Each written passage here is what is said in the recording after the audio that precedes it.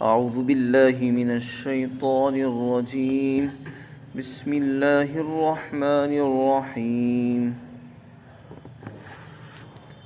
ولو اتبع الحق أهواءهم لفسدت السماوات والأرض ومن فيهن بل أتيناهم بذكرهم فهم عن ذكرهم معرضون. أم تسألهم خرجا فخراج ربك خير وهو خير الرازقين. وإنك لتدعوهم إلى صراط مستقيم. وإن الذين لا يؤمنون بالآخرة عن الصراط لناكبون. ولو رحمناهم وكشفنا ما بهم من ضر للجوا في طغيانهم يعمهون. ولقد أخذناهم بالعذاب فما استكانوا لربهم وما يتضرعون حتى إذا فتحنا عليهم بابا ذا عذاب شديد إذا هم فيه مبلسون. اور اگر حق ان کی خواہشات کی تابع ہو جائے تو آسمان اور زمین اور جو کچھ ان دونوں میں ہے سب تباہ و برباد ہو جائیں. ایسا نہیں بلکہ ہم نے ان کو ان کی نصیحت کا سامان عطا کیا تو وہ اپنی نصیحت سے اعراض کیے ہوئے ہیں. اے پیغمبر صلی اللہ علیہ وسلم، کیا آپ ان سے کوئی آمدنی اور کوئی مدد مانگتے ہیں؟ تو یاد رکھنا چاہیے آپ کے پروردگار کی آمدنی اور آپ کے پروردگار کی مدد وہ بہتر ہے اور وہ بہترین رزق دینے والا ہے. اور یقیناً آپ تو ان کو صراط مستقیم کی دعوت دیتے ہیں، سیدھے راستے کی، اور جو لوگ آخرت پر ایمان نہیں رکھتے وہ سیدھے راستے سے ہٹے ہوئے ہیں. اور اگر ہم ان لوگوں پر رحم کریں اور جس مصیبت اور تکلیف میں یہ مبتلا ہیں اس کو ہم دور کر دیں، تب بھی یہ اپنی سرکشی کے اندر پڑے رہیں گے اور اصرار کرتے رہیں گے، اڑے رہیں گے. اور یقیناً ہم نے تو ان کو عذاب میں گرفتار کیا ایک مرتبہ، تو یہ اپنے پروردگار کے سامنے نہ تو جھکے اور نہ ہی انہوں نے عاجزی کی اور نہ گڑگڑائے، حتیٰ کہ جب ہم ان پر سخت عذاب کا دروازہ کھول دیں گے تو اس وقت اچانک یہ لوگ اس میں حیران رہ جائیں گے اور مایوس ہو جائیں گے. یہاں پر اللہ تعالیٰ نے منکرین کا حال بیان کیا. جو لوگ قرآن اور اسلام، نبوت اور رسالت کا انکار کرتے ہیں، خدا کی خدائی کا یقین نہیں رکھتے ہیں، ایسے لوگ حق کو ناپسند کرتے ہیں. سچی بات یہ ہے کہ وہ حق سے نفرت کرتے ہیں.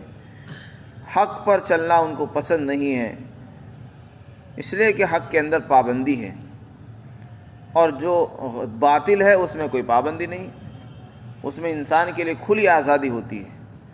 تو باطل اس لیے لوگوں کو پسند آتا ہے کیونکہ اس میں کھلی آزادی ہوتی ہے، اور حق میں پابندیاں ہوتی ہیں، اس میں قیود ہوتی ہیں، کچھ حدود ہوتی ہیں کہ آپ کو یہ کرنا ہے اور یہ نہیں کرنا ہے، اور آپ کو یہاں جانا اور یہاں نہیں جانا، یہ دیکھنا اور یہ نہیں دیکھنا، یہ کھانا اور یہ نہیں کھانا آپ کو. تو حق پر چلنے میں تو پابندی آئے گی، اور باطل پر چلنے کے لیے کوئی پابندی نہیں، آزادی ہے. جو جی میں آئے کھائے، جو چاہے بول دے، جہاں چاہے چلا جائے انسان. تو باطل لوگوں کو اس لیے پسند آتا ہے کیونکہ اس میں آزادی ہوتی ہے. مرد ہوں عورتیں ہوں، اس کو بہت جلدی سے وہ اختیار کر لیتے ہیں اور اپنا لیتے ہیں، اور پھر اس کی تعریف بھی کرتے ہیں کیونکہ اس میں پابندی ہوتی نہیں. مزہ بھی ہے، لذتیں بھی ہوتی ہیں، آزادی بھی ہوتی ہے، پابندی کوئی نہیں. لیکن سکون نہیں ہوتا ہے. حق میں پابندیاں ہیں اور آزمائشیں بھی ہیں، لیکن سکون ہے. کامیابی کا وعدہ حق پر چلنے میں ہے، باطل پر اور آزاد پھرنے میں، آزاد چلنے میں نہیں ہے. یہ دنیا پابندیوں کا نام ہے. اگر انسان اس دنیا میں رہ کر پابند نہیں رہے گا تو اور کہاں رہے گا پھر؟ یہ دنیا اللہ تعالیٰ نے اس لیے بنائی تاکہ یہاں پر انسان اللہ کی بتائی ہوئی پابندیوں کو اختیار کرے، انہی کی حدود میں رہے، اس سے باہر نہ نکلے۔ جو آدمی یہاں کامیاب ہو گیا بس پھر اس کے لیے وہاں آزادی ہے۔ جنت میں پھر اس کو آزادی مل جائے گی، کھلی چھوٹ مل جائے گی، جہاں چاہے جائے، جو چاہے کھائے، جو چاہے کرے، پھر اس کے لیے وہاں آزادی ہو۔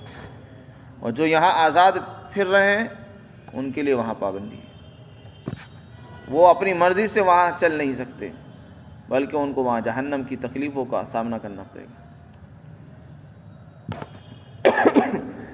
تو باطل والے لوگ یہ چاہتے ہیں کہ جو حق ہے وہ ہماری خواہشات کے تابع ہو جائے، یعنی جیسا ہم چاہیں ایسا حق ہو جائے۔ تو اگر حق ایسا ہونے لگے گا تو وہ حق نہیں رہے گا۔ اللہ تعالیٰ فرماتے ہیں اگر ایسا ہو جائے پھر تو زمین اور آسمان سب تباہ برباد ہو جائیں گے۔ ان کا حق کے ان کے خواہشات کے تابع ہونے کا کیا مطلب ہے؟ یعنی وہ یہ چاہیں کہ ہم زنا بھی کریں، چوری بھی کریں، حرام بھی کھائیں، جس کو چاہے مار دیں، جس پر چاہے ظلم کریں، جس پر چاہے زیادتی کریں، جس کو چاہے دیں، جس کو چاہے نہ دیں، یہ باطل ہے۔ اور حق یہ ہے کہ نہیں، سب کے ساتھ برابری ہو، سب کو انصاف ملے، کسی پر زیادتی نہ ہو، کسی کے ساتھ ناانصافی نہ ہو، کسی کا دل نہ دکھایا جائے، کسی کی چوری نہ ہو، کسی پر زیادتی نہ ہو، یہ حق ہے۔ تو اگر باطل والوں کو اس بات کی اجازت دی جائے کہ وہ اپنی مرضی سے جو چاہے کریں، پھر تو باطل والے سارے کام غلط ہی کریں گے۔ وہ چوری بھی کریں گے، زنا بھی کریں گے، حرام بھی کھائیں گے، اور حق کا کوئی بھی کام نہیں کریں گے۔ پھر کیا ہوگا؟ یہ سارے جب گناہ جمع ہو جائیں گے تو یہ سارے کے سارے قہر خداوندی کو اور عذاب خداوندی کو دعوت دیں گے۔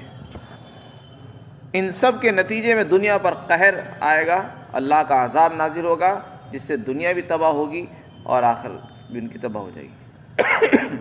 زمین اور آسمان سب ختم ہو جائیں گے، برباد ہو جائیں گے۔ اللہ تعالیٰ فرماتے ہیں اگر ہم حق کو ان کے خواہشات کے تابع بنا دیں، پھر وہ حق کہاں رہے گا؟ وہ حق نہیں ہے جو ان کی خواہشات کے تابع ہو۔ حق نام ہے اپنی خواہشات کو قربان کرنے کا، اور اللہ کی مرضی پر چلنے کا نام حق ہے۔ اپنی خواہشات کے تابع حق کو کر لیں، اسلام کو ہم اپنی مرضی کے مطابق ڈھال لیں، اس کا نام حق نہیں ہے۔ تو اللہ تعالیٰ فرماتے ہیں اگر ہم ان کی خواہشات کے مطابق ہم حق کو بنا دیں گے پھر تو دنیا ہی تباہ ہو جائے گی۔ اس لیے کہ جب حق کا کوئی کام ہوگا ہی نہیں تو یہ دنیا کیوں قائم رہے گی؟ اللہ تعالیٰ، اللہ کے رسول نے فرمایا قیامت قائم نہیں ہوگی جب تک کہ اللہ کا نام لیا جاتا رہے گا۔ اور جب سارے گناہ کے کام ہو گئے تو دنیا کہاں رہے گی؟ قیامت تو اسی دن آ جائے گی۔ نہ زمین رہے گی، نہ آسمان رہے گا، نہ دنیا میں انسان رہیں گے، نہ جانور رہیں گے، کچھ بھی نہیں رہے گا۔ تو اتنا بڑا نقصان ہے حق کو اپنی خواہشات کے مطابق بنانے کا۔ اس لیے عافیت ہماری اسی میں، دنیا کی بقا، لوگوں کی زندگی، لوگوں کے کاروبار جو چل رہے ہیں ان کی عافیت اور زندگی اسی میں محفوظ ہے کہ وہ ایمان لے آئیں۔ ایمان والوں کی وجہ سے دنیا باقی ہے۔ اس دنیا کی بقا اہل ایمان کی بقا سے ہے۔ ایمان والے زندہ رہیں گے، حق والے رہیں گے تو باطل والے بھی رہیں گے، ورنہ ان کو بھی زندگی نہیں ملے گی۔ اس لیے فرمایا کہ اگر ہم حق کو ان کی خواہشات کے تابع کر دیں، یعنی ان کی مرضی کے مطابق ہم حق کو بنا دیں، پھر وہ حق نہیں رہے گا۔ تو پھر تو کیا ہوگا؟ آسمان اور زمین اور جو کچھ ان دونوں کے اندر ہے سب تباہ ہو جائیں گے، برباد ہو جائیں گے۔ آگے اللہ تعالیٰ نے ارشاد فرمایا کہ ایسا نہیں ہو، حق کو ہم ایسا کر دیں پھر وہ حق نہیں رہے گا۔ آگے ارشاد فرمایا کہ ہم نے ان کو ان کی نصیحت کا سامان عطا کیا، قرآن دیا، یہ سراپا نصیحت ہے، احادیث سراپا نصیحت ہیں، انبیاء کرام کی ہدایات، ان کی تعلیمات وہ سراپا ہمارے لیے نصیحت ہیں، اور پچھلی قوموں کے واقعات ہم پڑھ کر سناتے ہیں۔ یہ سدھرنے کے لیے نصیحتیں تو اور کیا ہے، لیکن یہ اپنی نصیحتوں سے عبرت حاصل کرنے کے بجائے، ایمان لانے کے بجائے ان سے منہ پھیر رہے ہیں۔ ان کا حال یہ ہے، ہم نے ان کے پاس انبیاء بھیجے، پچھلے قوموں کے واقعات ان کو پڑھ کر سنائے گئے کہ دیکھو پچھلی قوموں پر اس طرح عذاب آیا، تم ایسا مت کرو، لیکن ان پر کوئی اثر نہیں ہوتا۔ یہ تو اپنی نصیحتوں سے بھی منہ پھیر رہے ہیں۔ آگے ارشاد فرمایا کہ اے محمد صلی اللہ علیہ وسلم، کیا آپ ان سے کچھ مدد مانگتے ہیں، پیسے مانگتے ہیں تبلیغ پر، جس کی بنیاد پر یہ ایمان لانے سے انکار کر رہے ہیں؟ یعنی کوئی ایسی وجہ تو نہیں ہے؟ یہ در حقیقت استفہام انکاری ہے، کیونکہ رسول اللہ صلی اللہ علیہ وسلم نے کبھی کسی سے سوال نہیں کیا، ایک پیسے کا سوال نہیں کیا، اور کسی پیغمبر کسی رسول نے کبھی اپنی دعوت پر کسی سے کوئی سوال نہیں کیا، صرف اللہ کے لیے کام کرتے تھے اور اللہ ہی سے اس کا اجر اور بدلہ مانگتے تھے، کسی انسان سے بدلہ نہیں مانگتے تھے دین کی دعوت پر۔ تو استفہام انکاری، یعنی ایسا تو آپ نے کیا ہی نہیں، تو پھر ان کے انکار کی وجہ کیا ہے؟ انکار کی وجہ کچھ اور ہے۔ فرمایا کیا تم ان سے مدد مانگتے ہو؟ تو آپ فرما دیا آپ کے رب کی جو مدد ہے وہ بہتر ہے، آپ کے رب پروردگار کی طرف سے آپ کو جو بدلہ ملنے والا ہے وہ تو ان پیسوں سے، دنیا کی کوڑیوں سے کہیں زیادہ گنا بہتر ہے۔ اور دیکھو آپ کا پروردگار بہترین عطا کرنے والا، یہ کیا دیں گے آپ کو؟ ان کو تو خود اللہ نے دیا ہے، اللہ ان سب سے بہتر دینے والا ہے، لہذا اس پر یقین رکھو، دین کا کام کرتے رہو اور اسی پر بھروسہ رکھو۔ انسان کچھ نہیں دے سکتا کسی کو، اللہ بہترین عطا کرنے والے ہیں۔ پھر آگے ارشاد فرمایا کہ دیکھو آپ مایوس مت ہوں، کسی کے طعنوں سے آپ رنجیدہ نہ ہوں، آپ اپنے کام میں لگے رہیے، اور آپ تو دیکھو صحیح بات کی تعلیم دے رہے ہو، سیدھے راستے کی لوگوں کو دعوت دیتے ہو، جو صراط مستقیم ہے، اس جنت میں پہنچانے والا ہے۔ تو لہذا جو لوگ آخرت پر ایمان نہیں رکھتے وہ خود راستے سے ہٹے ہوئے، آپ ہٹے ہوئے نہیں ہیں، آپ تو لوگوں کو خود ہدایت پر بلا رہے ہو اور خود آپ بھی صراط مستقیم پر ہو۔ پھر آگے ارشاد فرمایا کہ یہ انسان کا مزاج ہے، انسان کا مزاج یہ ہے کہ جب تک وہ عیش اور آرام کی زندگی گزارتا ہے، خوشحالی کی اور فراخی کی زندگی گزارتا ہے، یعنی جب اس کے پاس دولت کی خوب ریل پیل ہوتی ہے تو پھر اپنے خدا کو بھول جاتا ہے۔ یہ سب کا حال ہے، اس میں مسلمان بھی ہے، اس میں کافر بھی ہے،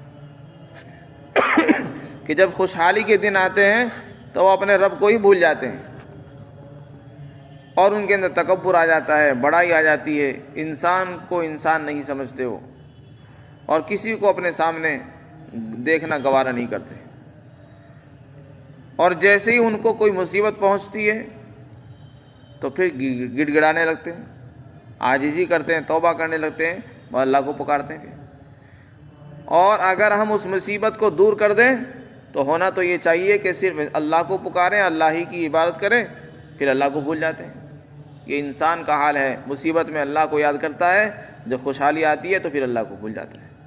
یہ کفار کا بھی حال قرآن نے بیان کیا، وَإِذَا مَسَّ الْإِنسَانَ ضُرٌّ دَعَا رَبَّهُ مُنِيبًا إِلَيْهِ، کہ جب انسان کو کوئی مصیبت پہنچتی ہے تو وہ اپنے پروردگار کے سامنے عاجزی کرتا ہے، اسی کی طرح رجوع کرتے گڑ گڑاتا ہے۔ ضُرٌّ دَعَا رَبَّهُ مُنِيبًا إِلَيْهِ ثُمَّ إِذَا خَوَّلَهُ، پھر جب ہم اس کو دور کر دیتے ہیں تو بھول جاتا ہے اور پھر انہی بت پرستیوں میں، بتوں میں لگ جاتا ہے۔ یہ انسان کا حال ہے۔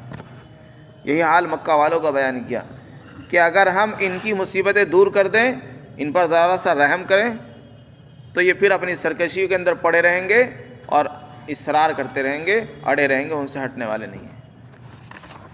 چنانچہ مکہ والوں کا حال بیان کیا۔ یہ جو مکہ کے مشرکین ہیں، ان کو ہم نے عذاب میں گرفتار کیا ہے 1-2 مرتبہ۔ مکہ کے اندر رہتے ہوئے جب انہوں نے آپ کو بہت زیادہ ستایا تو آپ صلی اللہ علیہ وسلم نے ان کے لیے بددعا فرمائی کہ اللہ جیسے تو نے یوسف علیہ السلام کے زمانے میں جو قحط بھیجا تھا اور لوگ اس سے پریشان ہو گئے تھے، بھوکے مر رہے تھے لوگ، ایسا قحط ان مکہ والوں پر بھی مسلط ہونا ہے۔ چنانچہ وہ قحط مکہ والوں پر مسلط ہوا جس کی وجہ سے یہ ان کے لیے کھانے کے لالے پڑ گئے اور یہ پریشان ہو گئے۔ ابو سفیان جو اس وقت تک مسلمان نہیں ہوئے تھے، مکہ آئے، جو آپ کے بڑے دشمنوں میں تھے، اور آ کر کہنے لگے کہ آپ تو یہ کہتے ہو کہ میں رحمت للعالمین ہوں، میں تمام جہانوں کے لیے رحمت بن کر آیا ہوں۔ آپ نے ہمارے بڑوں کو بدر میں قتل کرا دیا، اور اب چھوٹوں کو آپ نے قحط سالی میں مبتلا کرا رکھا ہے کہ ہمارے چھوٹے بھی مر رہے ہیں، بھوکے مر رہے ہیں۔ آپ ہمارے لیے دعا کر دو کہ یہ قحط دور ہو جائے، بھوک مری ختم ہو، خوشحالی مل جائے۔ چنانچہ آپ نے دعا فرمائی، ان کا قحط دور ہو گیا۔ ان کا قحط تو دور ہوا، لیکن وہ پھر بھی نہیں سدھرے۔ ہونا تو یہ چاہیے کہ اب توبہ کرتے اور ایمان لے آتے، لیکن وہ اسی حال میں پڑے رہے۔ تو یہ مکہ والوں کا حال بیان کیا کہ ہم نے ان کو عذاب میں گرفتار کیا، لیکن نہ تو یہ اپنے پروردگار کے سامنے جھکے اور نہ ہی یہ گڑ گڑائے۔ حالانکہ رسول اللہ نے دعا کی، ان کا عذاب دور بھی ہو گیا، لیکن ان میں سدھار نہیں آیا۔ یہ انسان کا مزاج ہے کہ خوشحالی آتی ہے تو بھول جاتا ہے، جب مصیبت آتی ہے تو اللہ کو یاد کرتا ہے، پھر بھول جاتا ہے۔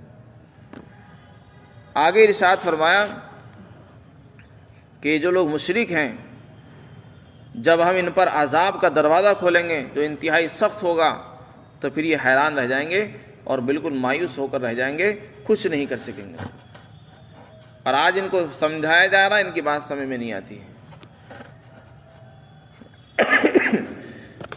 فرمایا اللہ تعالیٰ نے، اور اگر ہم ان پر رحم کر دیں اور جس مصیبت میں یہ مبتلا ہیں اس کو ہم دور کر دیں، تو یہ اڑے رہیں گے اپنے سرکشیوں کے اندر، بھٹکتے رہیں گے۔ اور دیکھو، ہم نے یقیناً ان کو عذاب میں ایک مرتبہ اور بھی گرفتار کیا تھا، تو یہ اپنے پروردگار کے سامنے نہ تو جھکے ہیں اور نہ ہی انہوں نے عاجزی کی۔ اس سے پتہ چلتا ہے کہ جب اللہ کی طرف سے کوئی سختی آئے، آیت کریمہ سے معلوم ہو رہا ہے کہ جب کوئی سختی انسان پر آئے، مصیبت آئے، تکلیف اور پریشانی ہو، بیماری آئے، تو انسان کو اللہ کی طرف متوجہ ہو جانا چاہیے، اور بعد میں بھی خوشحالی کے دنوں میں بھی اللہ کو یاد رکھنا چاہیے۔ عین عذاب کے وقت بھی اللہ کو یاد نہ کرنا، یہ بڑی بے شرمی کی بات ہے۔ جب انسان پر کوئی مصیبت آئے تو اللہ کو یاد کرے، خوشحالی میں بھی یاد کرنا چاہیے، لیکن مصیبت میں بھی یاد نہ کرنا، یہ تو بہت ہی بے غیرتی کی بات ہوگی۔ تو فرمایا کہ انہوں نے اللہ کی طرف ذرا سا بھی جھکاؤ نہیں کیا، نہ تو جھکے ہیں اور نہ ہی انہوں نے عاجزی کی اختیار کی۔ آگے فرمایا کہ جب ہم ان پر عذاب کا دروازہ کھولیں گے جو سخت ہوگا، تو یہ مایوس ہو کر رہ جائیں گے، حیران ہو کر رہ جائیں گے، پھر وہاں سے نہ نکلنا نصیب ہوگا اور نہ ہی جنت میں جا سکیں گے۔ تو اس لیے انسان کی کامیابی اسی میں ہے، جب اللہ تعالیٰ خوشحالی کے دن دے اور فرصت کا موقع دے، اس کو غنیمت جانے اور اللہ کی اطاعت اختیار کرے۔